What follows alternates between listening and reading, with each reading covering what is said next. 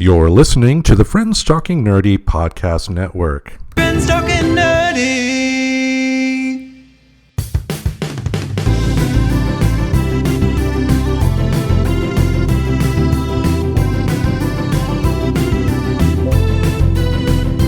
If your friends are nerdy and you are nerdy too, I want to talk to you.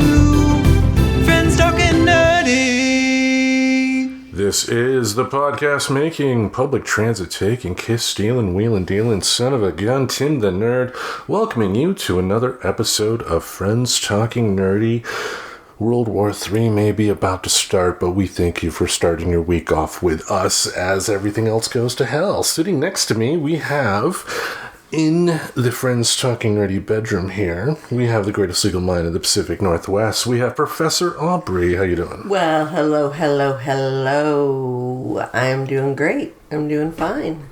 Yes, we wanted to go a little old school this week to kind of bring back some memories, because we've done some episodes in previous Friends Talking Nerdy bedrooms before. That's right. This is the first time we've done it in this Friends Talking Nerdy bedroom.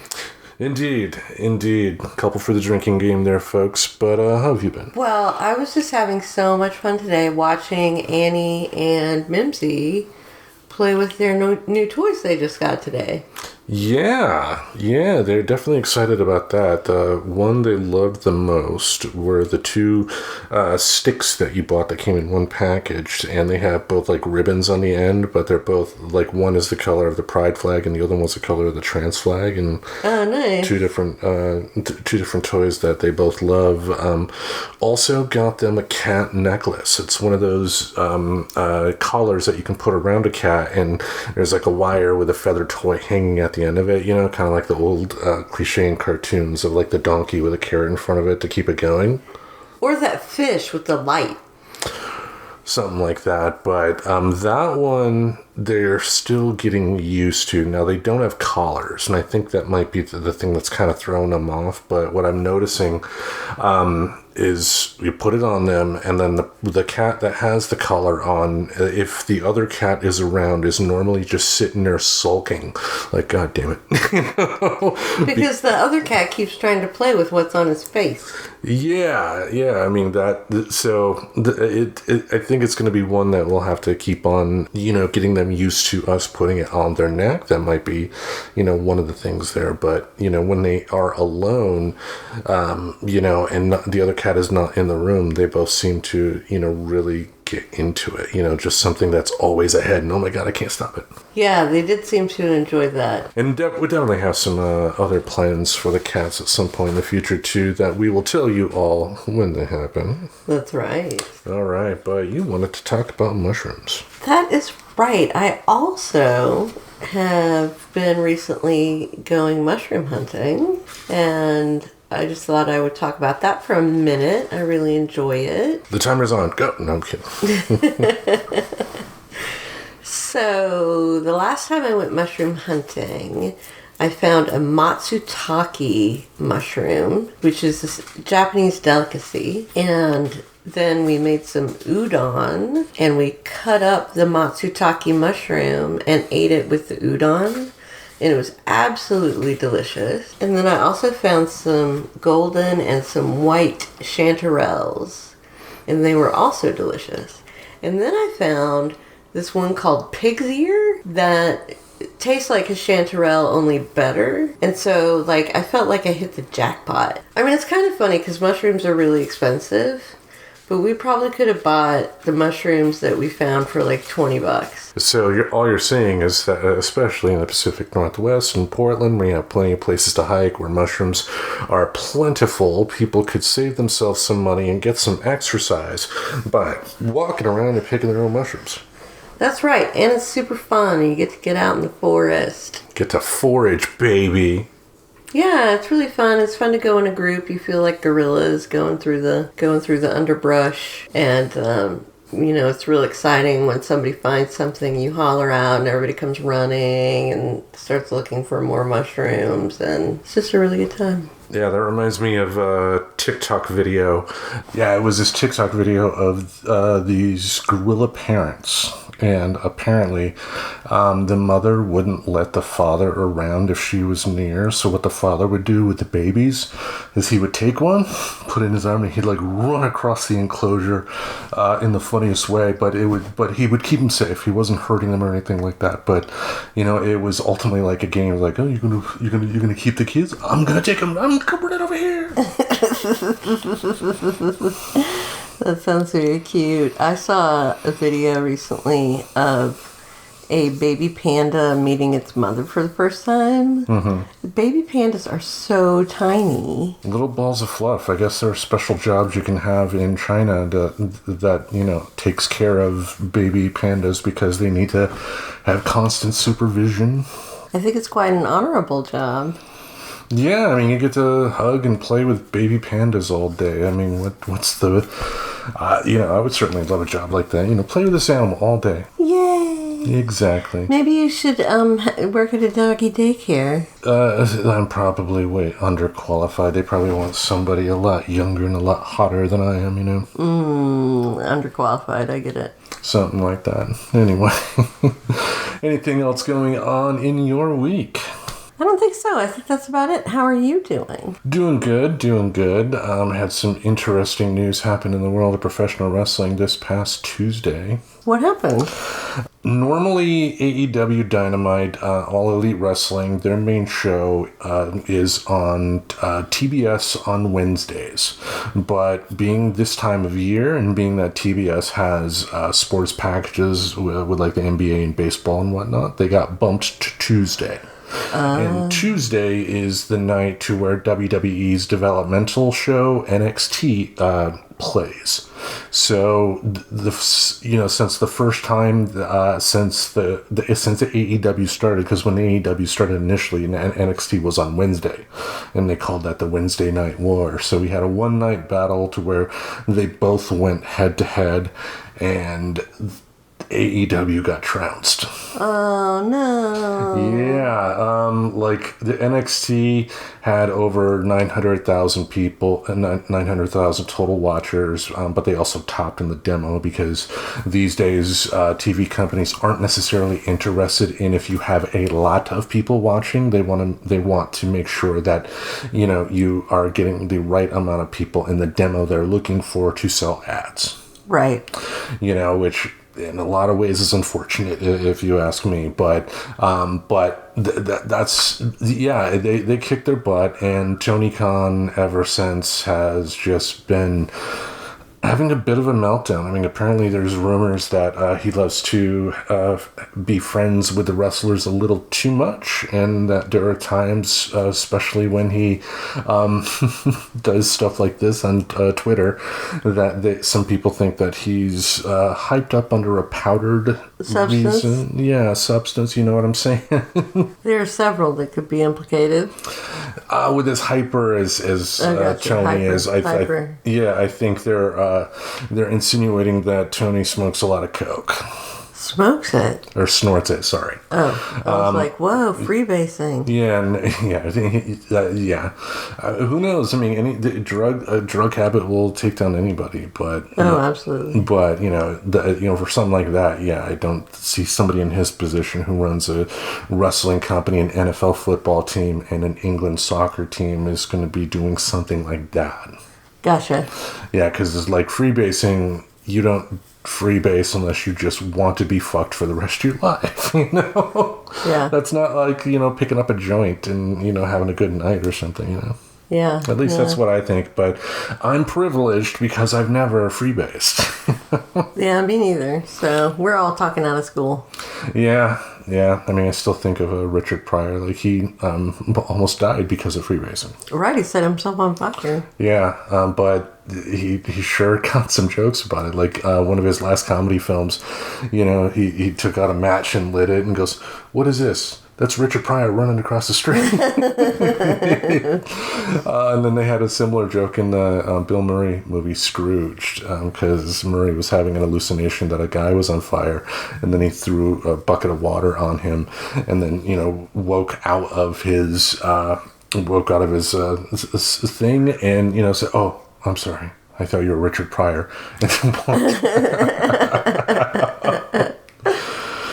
funny stuff there, but the world of professional wrestling is just so damn weird in a lot of ways, and in this battle, it's unfortunate they called it a battle because it's stupid. Like, for the past few months, the WWE has been loading their shows with their main star talent on NXT, and the reason they're doing that is that the company is right now in the process of negotiating a new TV contract with whether it be NBC, Comcast, Universal, keeping it on the USA Network, or maybe moving it somewhere else. And the best thing a company can do like that to get the most amount of money for a contract with a new company, to show their product, is to have it consistently strong. And if you got resources like John Cena and The Undertaker available for your developmental show,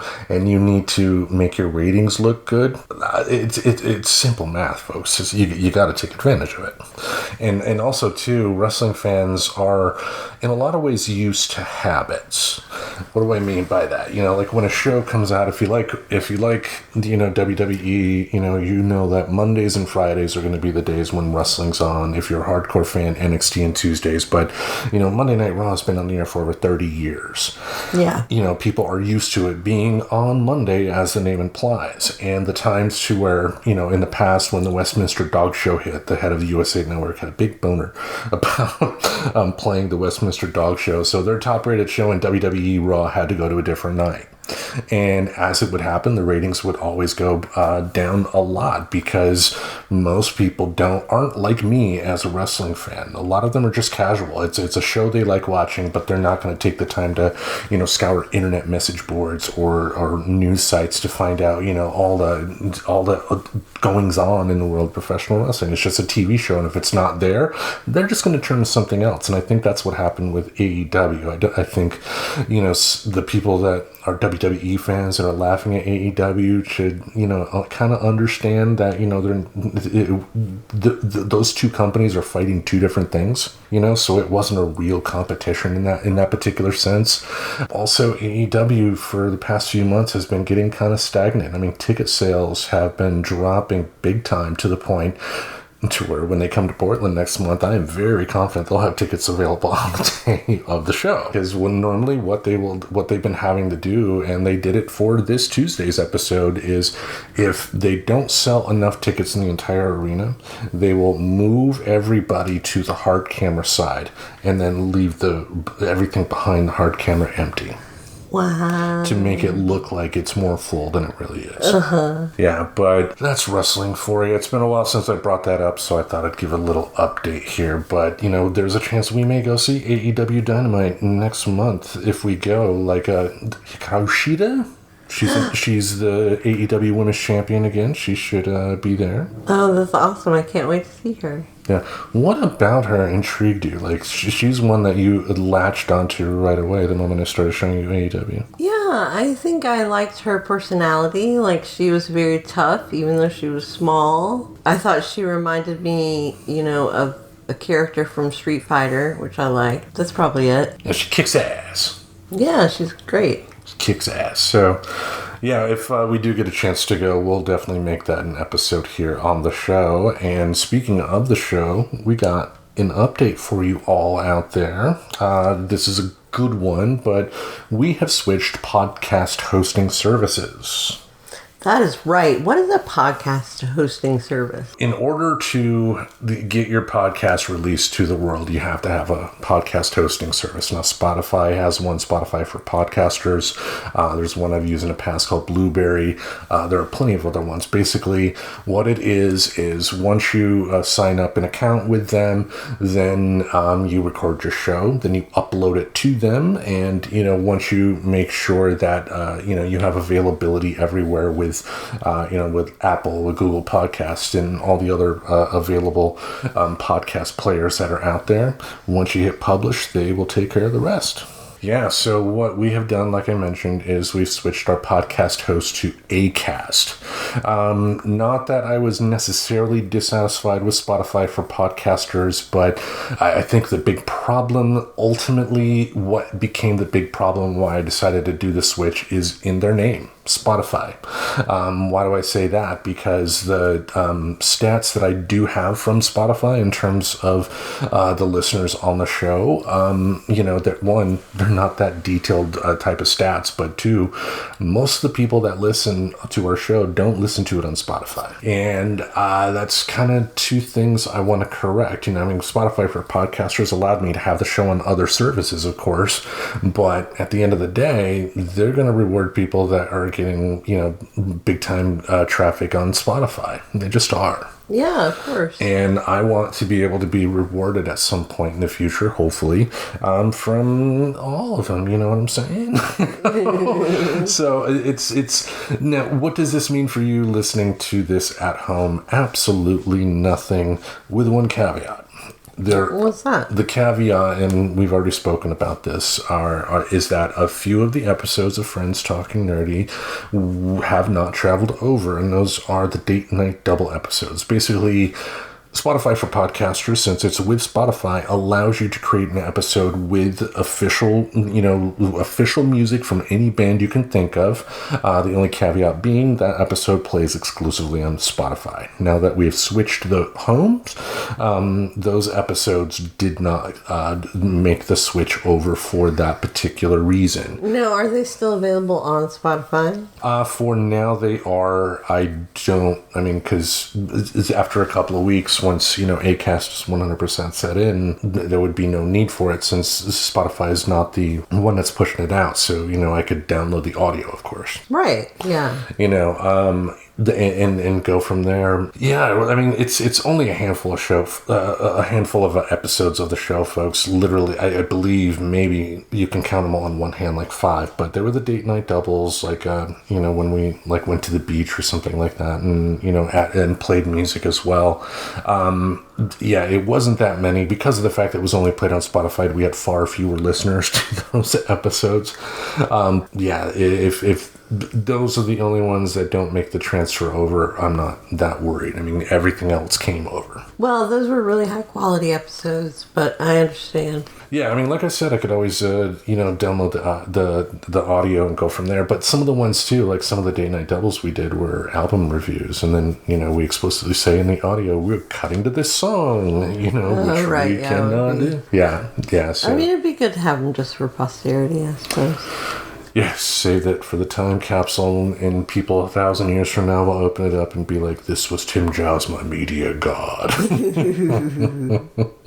Yes. Yeah. So ultimately, things are chugging along here.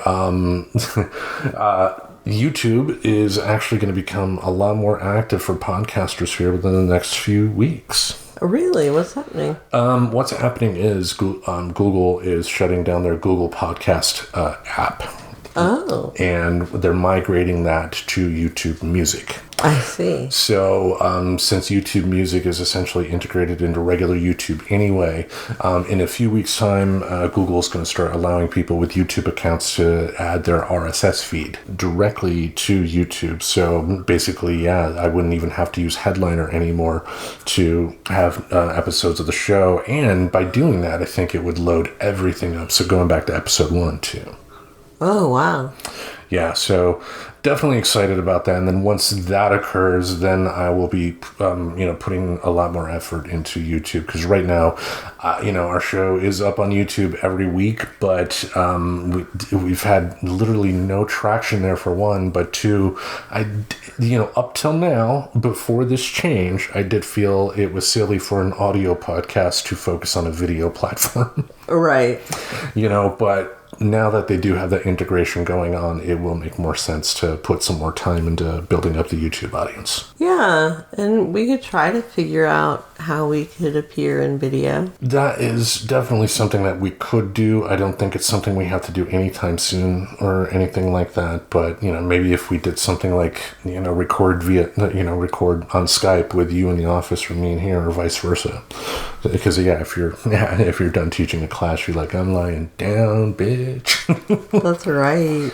Yes. But lots of fun changes here in the world of Friends Talking Nerdy. So, again, at the end of the day, those changes aren't necessarily something you, the listener, are going to be aware of per se, but they are being done in the hopes of kind of keeping this train rolling. And so now you know a little bit about how the sausage is made here at the Friends Talking Nerdy Studios.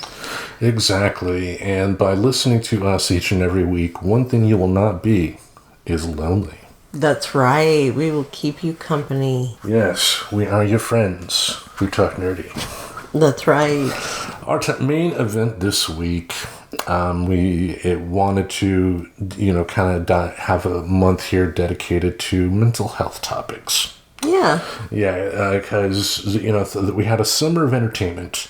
And, but the beauty of what this show does, it allows us to kind of dive into other passions of ours, and one of them being talking about mental health, because talking about it constantly, allows you in your head to kind of keep yourself in check. Loneliness. So we went to Psychology Today for this week's episode and came across a great article, 15 Facts Everyone Needs to Understand About Loneliness. The author of the piece is Susan Krause Whitborn, PhD, ABPP, and it's peer reviewed by someone named Devin Fry. So it's a great article. We'll have the link to the article in our show description, and definitely encourage you to do a deeper dive on your own. But what I wanted to do is have us bounce back and forth among those 15 bullet points and kind of talk about our experiences and how we relate to them. Yeah, I think that sounds great. I mean, this is a time of year when we're coming to the holidays, and a lot of people are triggered by that. All right, so what I will do here is start off with number one, and we'll bounce back and forth and do our thing. All right, number one, loneliness is an adverse experience. People describe loneliness as being like a nasty disease and a state they would rather avoid. Even worse, people don't want to discuss their loneliness with others out of fear of seeming negative. Can definitely relate to that. Especially as a guy, talking about being alone, talking about dealing with loneliness. A lot of times guys are just told to buck up and deal with it. And so 9 times out of 10, it's not even worth talking about, because we're just supposed to magically know how to handle all this. I know, and there's such an emphasis right now in the world, I think, on being positive, that acknowledging I'm lonely is, really negative. Which is unfortunate. It keeps people are so scared to be able to reach out for help, not understanding that the people that they're reaching out to for help would gladly help them out if they knew. Think of how many times, you've heard of something catastrophic happening to a friend, and, it was something that if they had not confronted you, but, asked for your help, that maybe you wouldn't have been able to solve their problem, but you could have helped in some way. People overall, and, I'm not saying guys more so than women, but I think, with the patriarchy being what it is, because men can suffer under the patriarchy too. Everyone suffers under the patriarchy. Yeah, and the lesson here is we're told not to talk about it, and that makes it worse. Yeah. Yep. Secrets. All right, what is the next one? Loneliness has emotional features. As the authors noted, the emotions that came alongside loneliness were a key aspect of the experience. This theme referred to above included the host of unpleasant feelings that people report, but also included guilt and jealousy. So yeah, difficult feelings. Those are hard to deal with. And loneliness brings up difficult feelings. Feelings, maybe for me, I think about abandonment. Just that, I'm perfect in every other way. I get that. And a lot of times too, like when I get extremely lonely, I mean, depression will kick in, and then I will start beating myself up. Like, there are people going through far worse than this. Is something humans always do, and it is a nasty habit of always trying to compare yourself to others when, the only person that's going to ever have the experiences you have in your life is you. Yeah, and everybody's totally unique. Yes. And you never know what other people are feeling. Indeed. Shall I go on with the next one? Certainly. All right, number 3, loneliness has cognitive and perceptual features. People who are lonely engage in self-blame and feel inferior to others.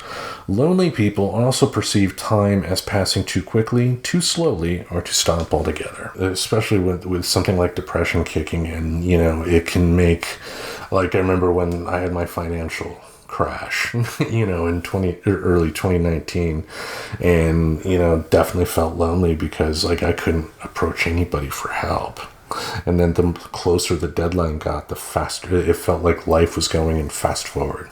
Right. Up till that deadline to when I had to face it, and oh man, that was the worst. Have you experienced anything like that? Oh, for sure. I've had a lot of experiences where I felt like they're really terrible, and like you, though, have at times been able to say, these problems aren't really that big of a deal. But I think the thing about difficult emotions is that when you're experiencing them, you're not rational. Mm-hmm. And you can't reason out like, oh, this is going to be over. I felt this way before, and then it went away and I was happy again. Like, you just can't even remember all of that. Yeah, I mean, like, think about, like, going through a bad breakup, and how after the breakup, after a certain amount of time, clarity hits, and then you just think of, like, oh, God, I was a fuck up, Yeah. And we're not talking, necessarily a bad breakup. I'm just a normal, everyday, two people not compatible breakup. Mm-hmm. And yeah, it is easy to, in times of heightened emotions to guard yourself, really, to protect yourself, and you're not realizing that a lot of the actions that you're doing to protect yourself aren't necessarily helping you. Like what? Verbally, you think that everything is happening to you because the other person's a villain, not taking into account every single thing that led to someone making the actions they did, You're saying you should have more compassion for other people and empathy. You should. I mean, it's hard. I mean, if I've been horrible through breakups, and I'm sure if I had a breakup in the future, hopefully not, I would be bad again. And it's hard. You gotta fight through that. Because it is easy to so get lost in the woe is me attitude that you don't necessarily take the time to see what actions on your end aren't helping things either. That self-reflection is hard when you feel terrible. All right, I believe you are up next with number 4 here. Now it's my turn with number 4. Loneliness is affected by personality and identity. Lonely people can come to define themselves as isolated and weak, and at the same time link their loneliness to something about their personality. For example, as timid or introverted. I definitely relate to this. I think that I've been less lonely in the last few years than I have been a lot of my adult life. And that experience has shown me that I'm not actually incapable of being with other people. I actually enjoy being with other people. I just have to be constantly vigilant about taking the lazy person's way out of life, which is to not engage. And so even though it's hard sometimes for me because I have anxiety, it's just so worth it, like the experiences I'm able to have. That is definitely a good thing. To the article's point here, being introverted doesn't necessarily mean you're going to be alone. There are plenty of introverted people, plenty of introverted people out there with a healthy friend base and are able to get all of their social needs met while still being very much introverted. Yeah. Hey, there are also some people, raise hand, Tim, that are just comfortable with not having that big of a social group. Doesn't necessarily mean I'm lonely or people in my type of situation are lonely, I mean, I think if you're having the social interactions you want to have, then that's not loneliness. Mm-hmm. It's just mental illness. No. All right, shall I go on to the next one? Yes, please. Number 5, loneliness can relate to specific relationships or their absence. The feeling of loneliness can emerge out of the ending of a given relationship, such as the loss of a spouse or when family members move away. Culture can play a role, as when people who are single are defined as unattached. People can also feel lonely if they feel that they're different from the other people within their social network. All very relatable. I mean, we touched on it somewhat, but yeah, I mean, if you do have somebody that's been a constant in your life, that's like a rock in your life, and then they disappear, whether it be through death, divorce, or any other D's you can think of, it is felt. It is felt because even, with the most healthiest of relationships, if you have another person in your life and then suddenly they're gone, you're going to feel it. Oh, yeah. It doesn't even matter if you like them or not. It's just like some people occupy space in your world, and when they go, that space is empty. And that can lead to feeling lonely. How about the next number one here? 6. Loneliness relates to a lack of close, meaningful relationships. People need to feel that they have more than a superficial connection to others, but instead that they and other people truly understand each other. So if you don't have somebody in your life that you have that kind of relationship with where you feel like you understand each other, you feel more lonely. Definitely there. And I think the 3 keywords here are close, meaningful relationships, because I'm sure you could probably find the most extroverted a person who is, look at Ric Flair, a super extroverted guy, but he is super lonely. The reason he does a lot of the shenanigans that he does is that, he said himself, he doesn't like being alone with himself. And, the things that he does for attention are a big part of loneliness. Like what? Being the life of the party, having to be the life of the party.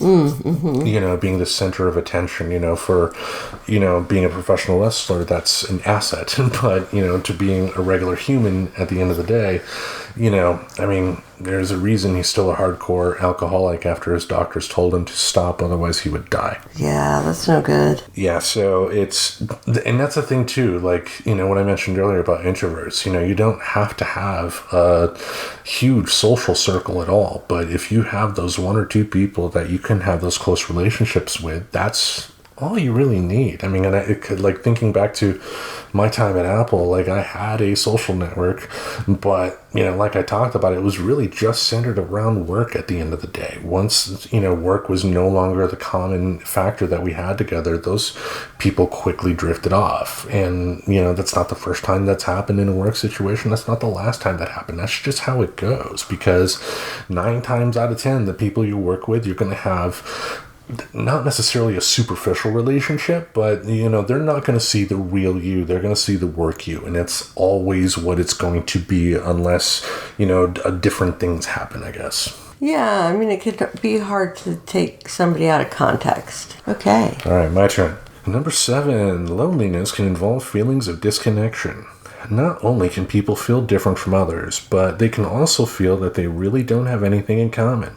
More broadly, loneliness can have an existential quality as people feel they've drifted away from the world as a whole. Like I said, I felt this the most, recently, with the split from Apple, because my whole world was centered around that place. Once it no longer was, it was just like, what the fuck?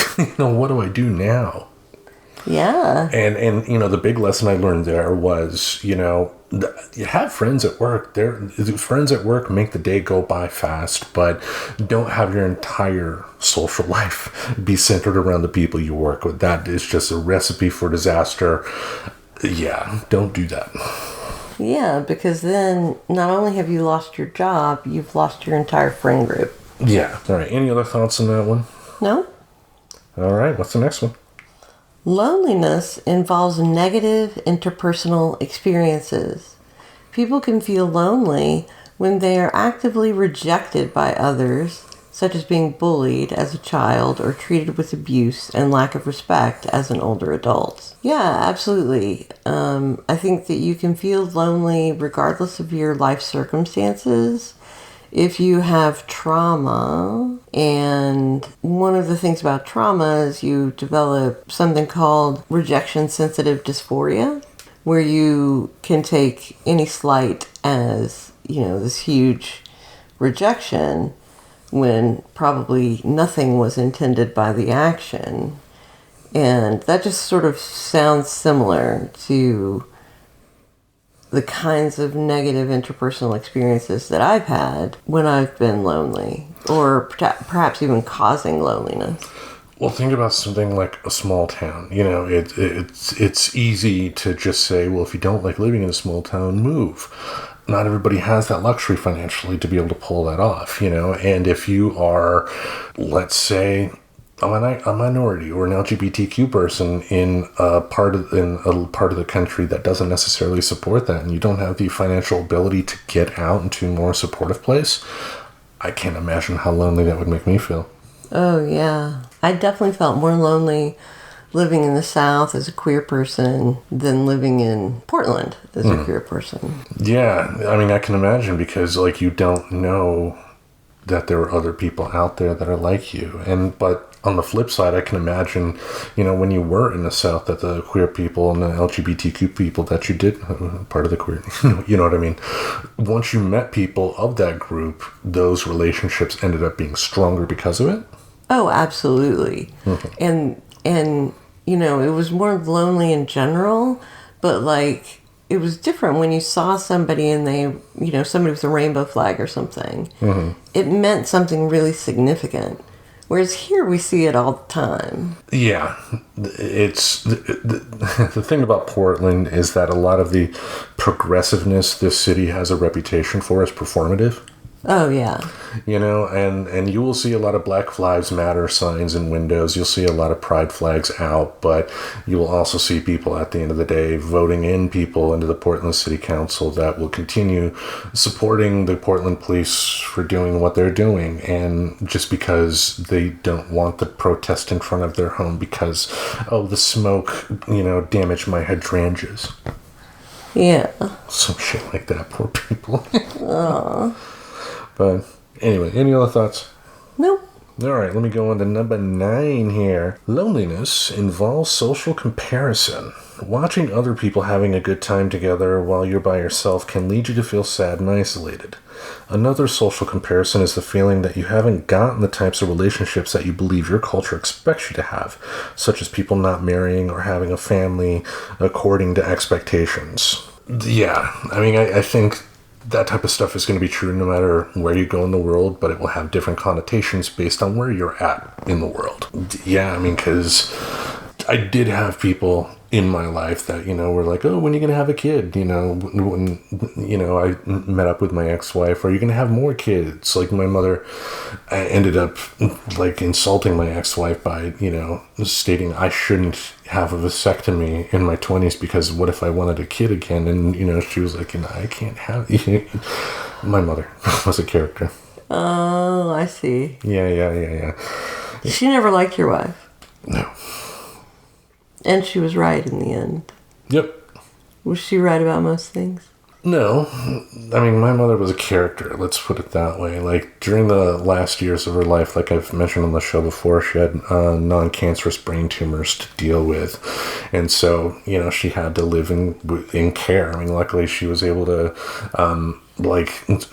live with somebody that was pretty well off in the southern Michigan area. They had a farmhouse that they specially built up for her to be able to function and all that. But anybody that was in the role of taking care of her, if you heard it from her lips, was the worst person in the world. Yeah. But that was ultimately not the case. Right. My mother just... There was one common denominator. Yeah, she chafed, I think, And I can imagine how this would be upsetting because, you have no control if you get brain tumors. And once they do, and they start affecting your cognitive disabilities, your cognitive abilities, I would chafe at, having somebody suddenly having to be in control of me again. I'm an adult, damn it. Oh, yeah. It's so hard. I saw it with my grandfather that he just lost his humanity because he lost everything that was important to him in the aging process. Yeah, so and we've talked in the child-free episode. We talked about how certain childless people can be made to feel isolated in their social groups if they're not having a baby like all their other friends are. Right. Yeah, absolutely. Definitely not fair. But what is the next one? Number 10. Number 10. Loneliness is connected to, but not the same as, aloneness, isolation, and solitude. These distinctions reflect the emotional component of loneliness. You can be alone and isolated, but not lonely. Solitude, a chosen and enjoyed aloneness, can bring positive emotions. Lack of a sense of control was a subset of statements that fell into this theme. Good distinctions there. I mean, because, you think of somebody, and you've done this before, going out camping in the middle of nowhere by yourself for a couple of days.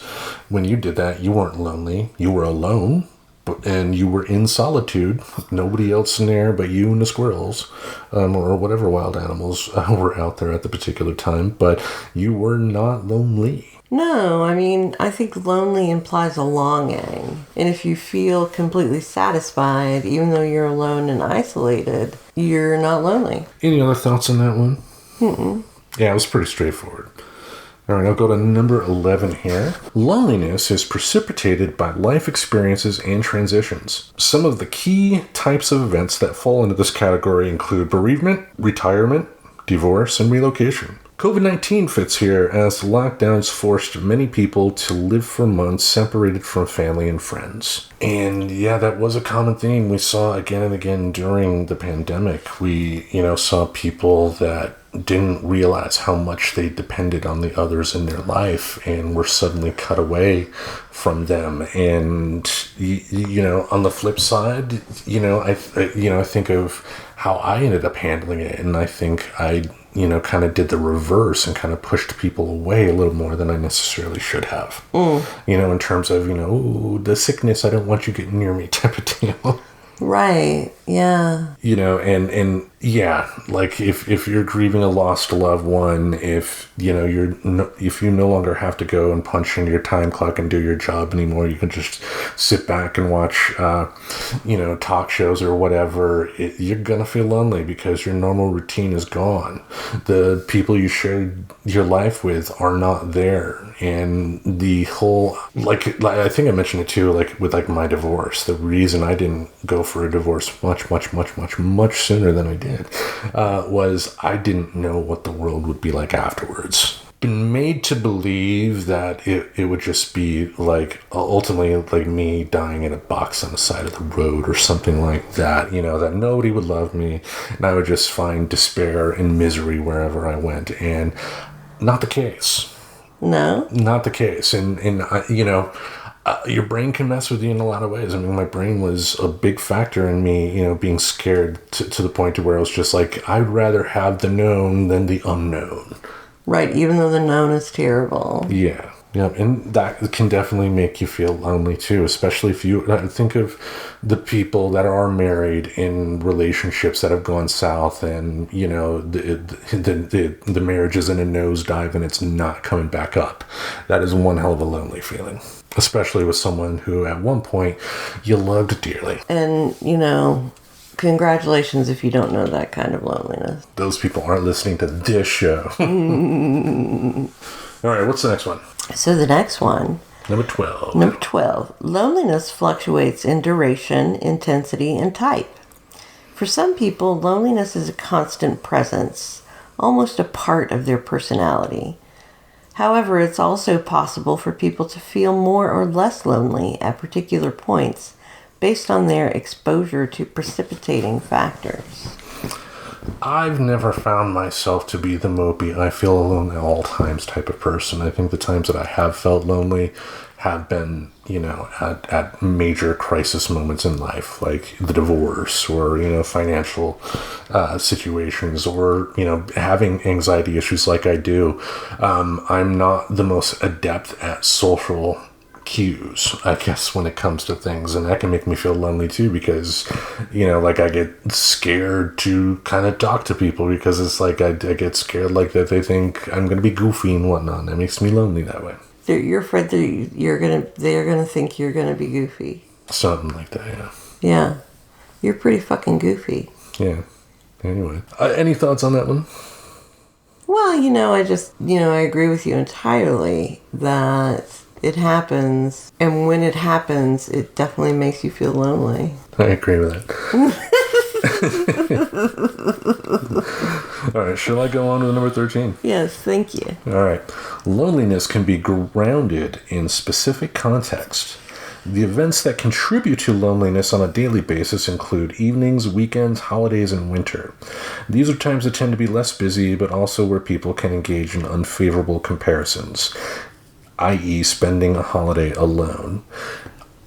Yeah, I mean, especially when it comes to, like, the winter, depending on the part of the country you're in. Like, last winter, I spent it in Maine, and, nothing like Portland winter. Portland, Oregon winter, let me tell you. And, when you don't have a vehicle in a situation like that in Portland, Maine, you're spending a lot of time at home. You just are, and that can lead to loneliness. Did it feel like you couldn't leave?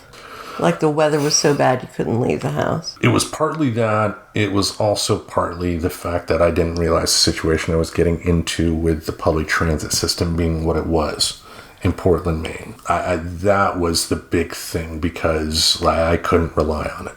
I just couldn't. Really? It was just...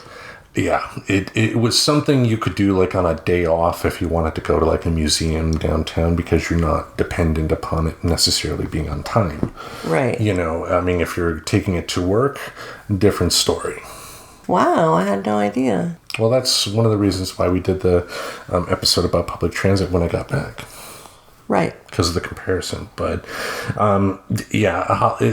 based on the specific context for me during that time, it was a little lonely. I had, great roommates at the time, but, also different work experiences. I worked third shift, too. So, which is very isolating. Yeah, and, my paths really didn't cross with my roommates much, and, dealing with what I was going through at the time, including having a young son who was dealing with some pretty heavy emotional stuff. It was just, what a few months.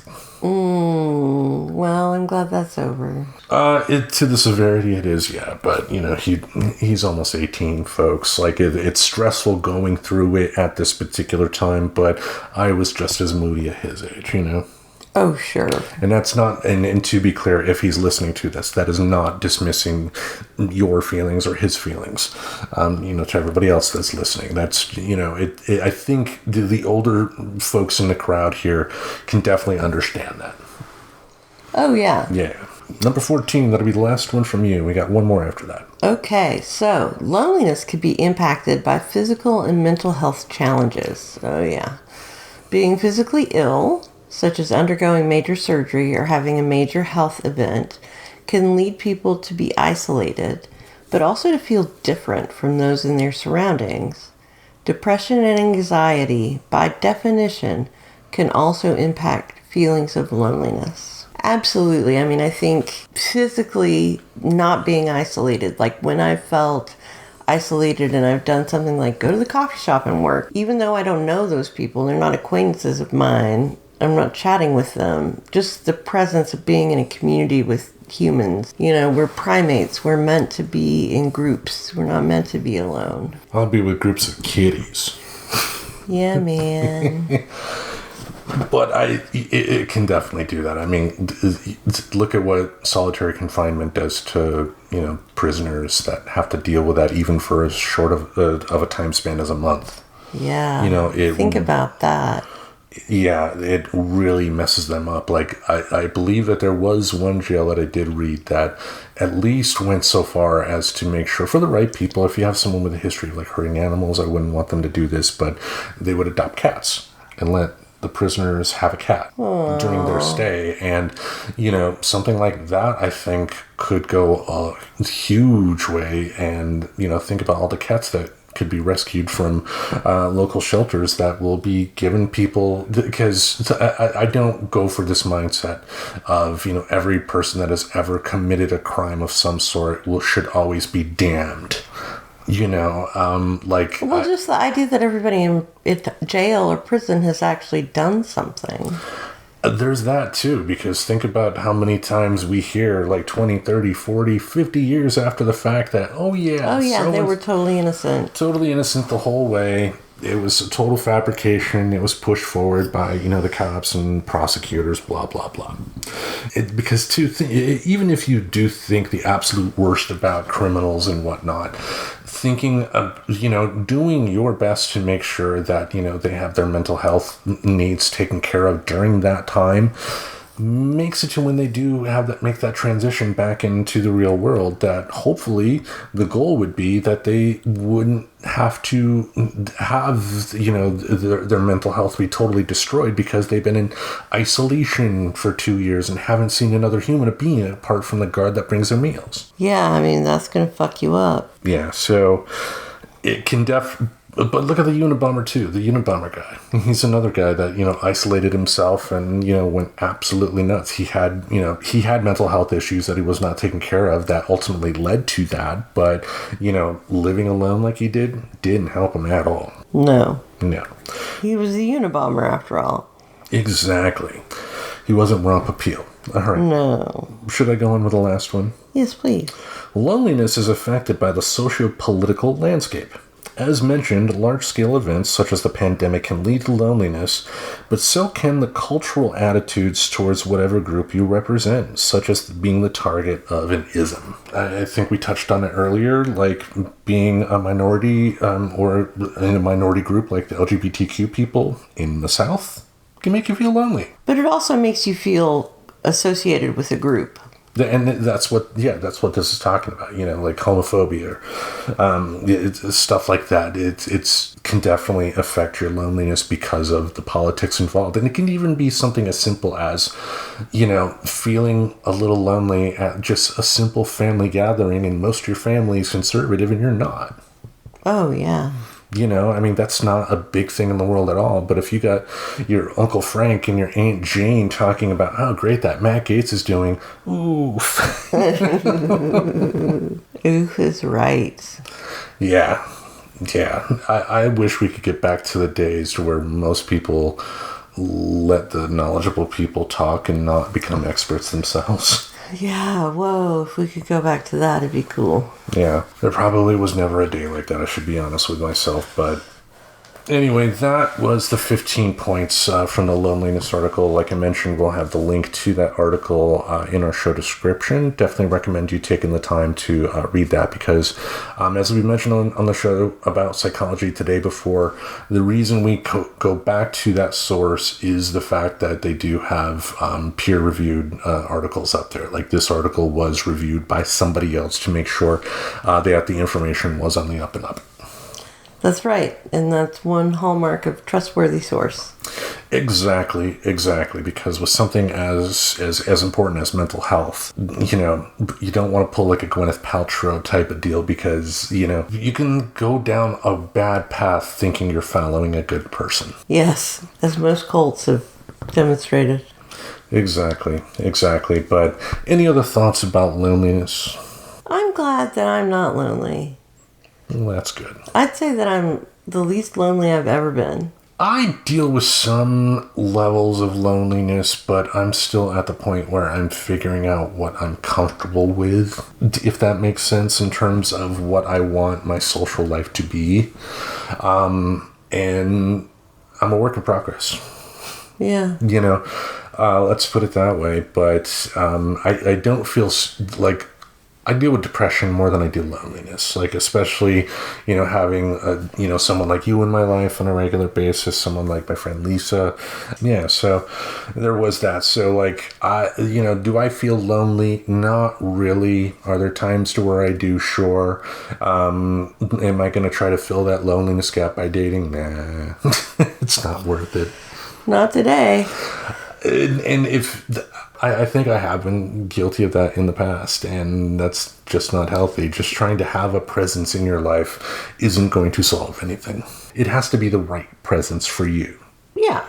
Yeah, that's what I meant. Not a total negative thing, but yeah, if I tried to date like a super extroverted person that just needed to be in groups of people at all times, it wouldn't work out.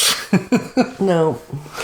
All right. So also too, I think the important thing here to say is, for any time we talk about a mental health thing, one common thing we're always going to say is open up to people you trust. If you are going through a rough time in your life with your mental health, whether it be as something such as loneliness, find somebody to talk to, because I can guarantee you that person you go to will not only have dealt with the issue themselves, but will be glad to help you out. Absolutely, and it doesn't even have to be somebody that you're super close with. It just has to be someone you trust. Yeah, I mean, because, some of the things we talked about, in the article here, if you're, for like social-political reasons, if you are an LGBTQ person in the South, I can see where it would be wiser to be a little more careful knowing who to talk to. Yeah. About certain things. So, all right. We thank you all for listening. Each Monday we'll have something in this podcast space to entertain your ear holes. Until we meet again, we bid you adieu. So long, folks. I'm so lonely. Subscribe to Friends Talking Nerdy on iTunes, the Google Play Music Store, as well as Spotify. Remember to support Friends Talking Nerdy on Patreon. Goodbye, darling.